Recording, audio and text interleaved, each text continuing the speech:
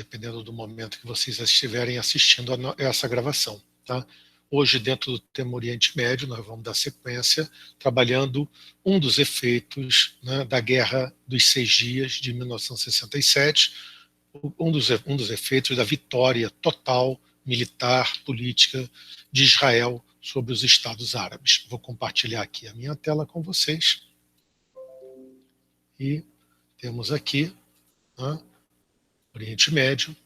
O nosso primeiro tema, então, é a questão palestina. Então, o que é a questão palestina?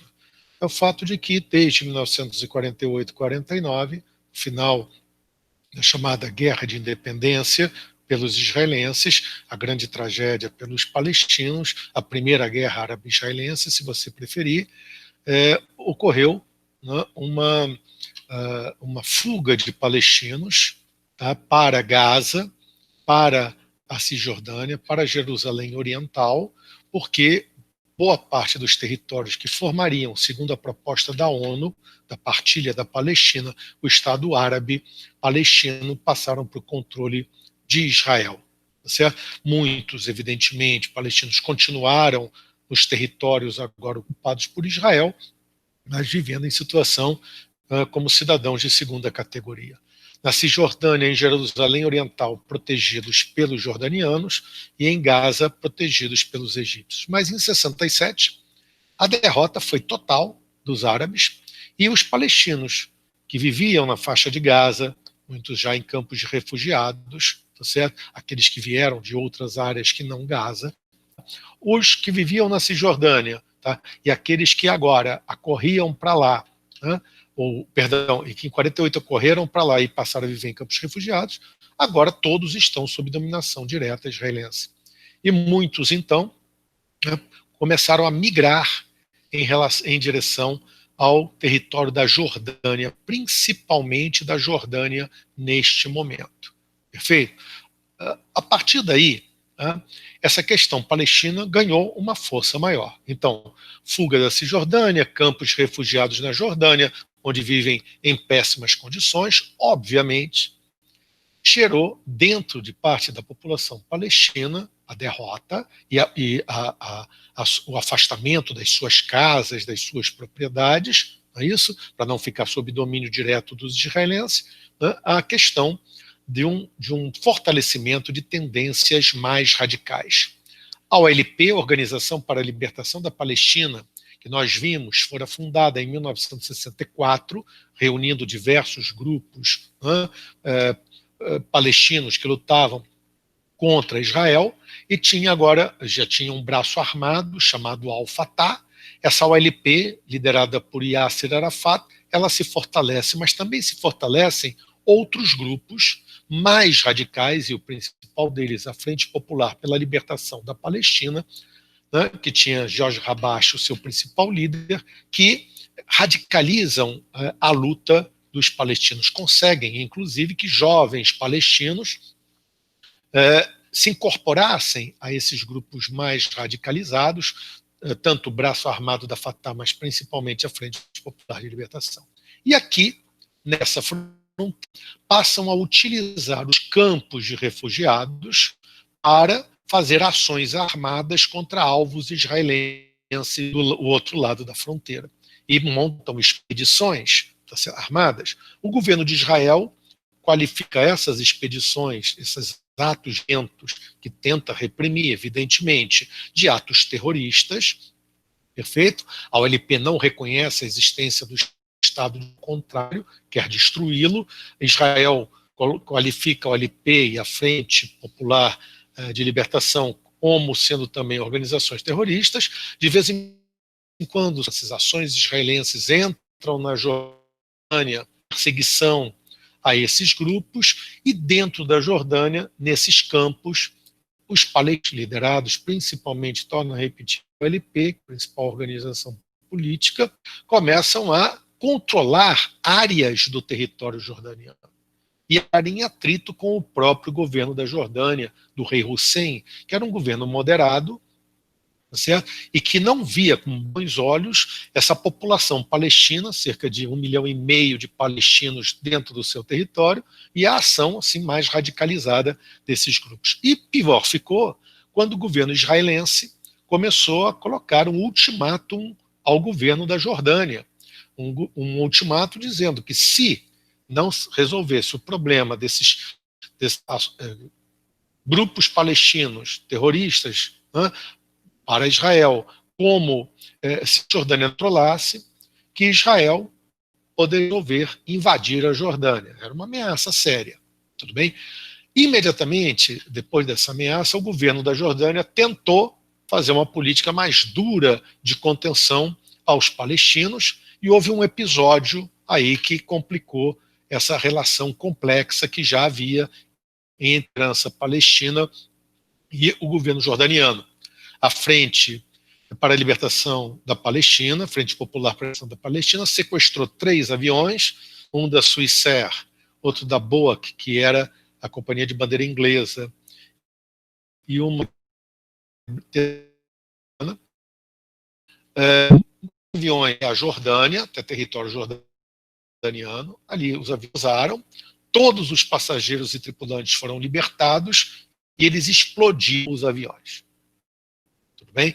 Que evidentemente uma ameaça, né, à ordem tanto dentro da Jordânia como em relação a alvos possíveis ocidentais e mesmo principalmente israelenses.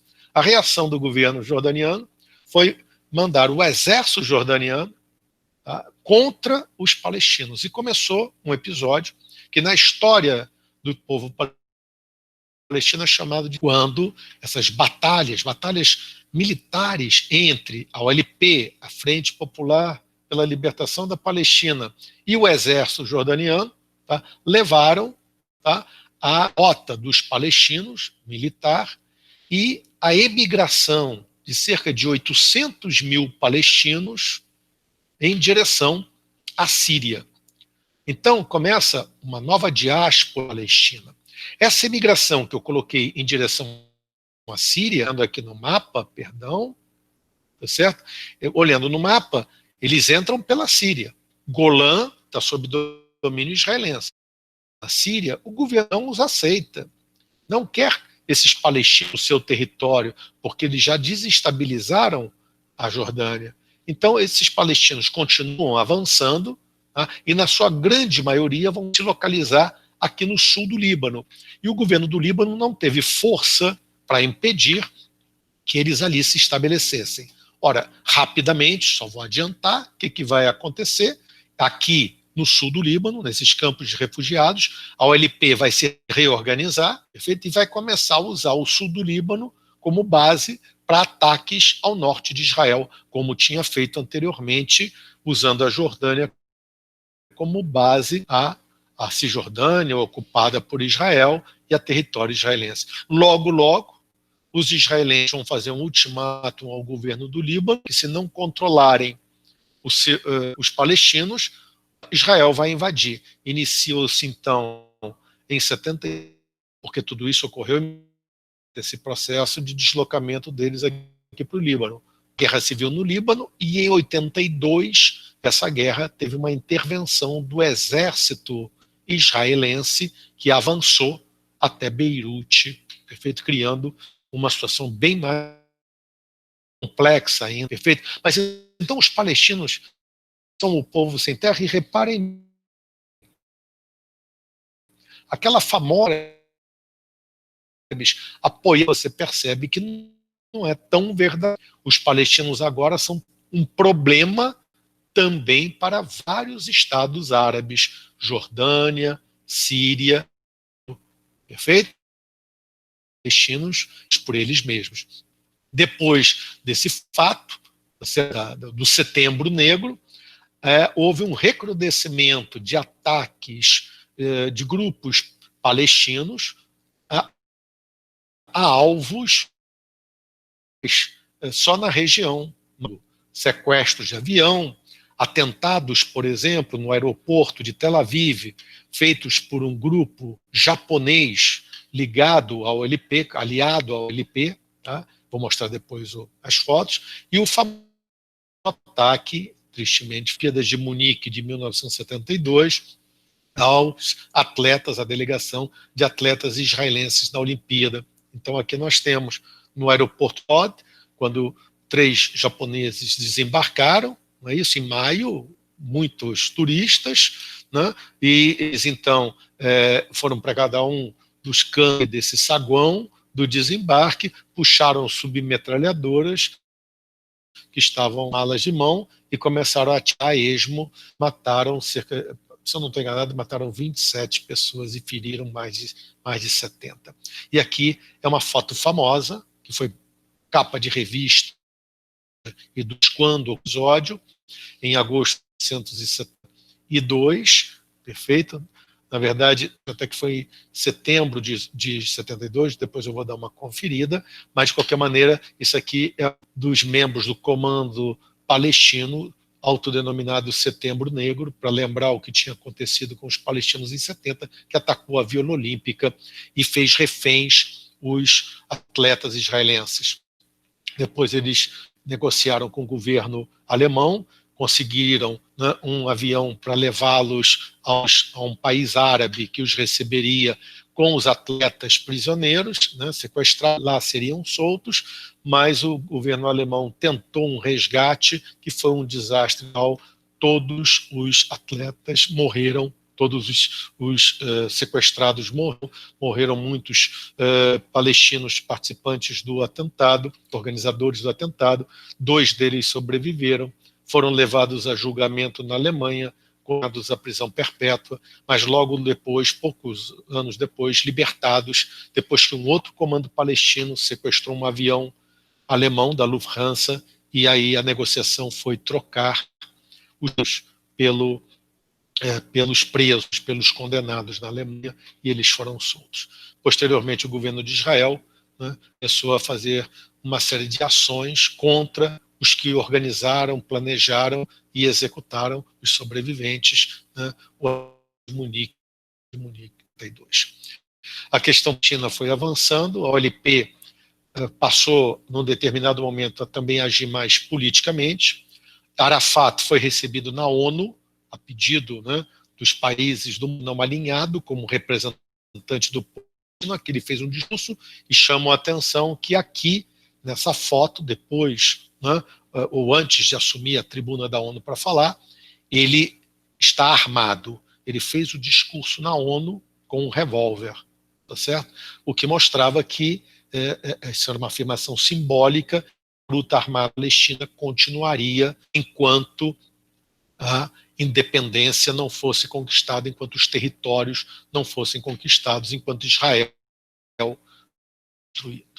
Aqui a guerra civil no Líbano, que vocês só têm que saber que aconteceu, é um tema extremamente complexo, né? E a questão palestina gerou um desequilíbrio na já muito pouco tranquila.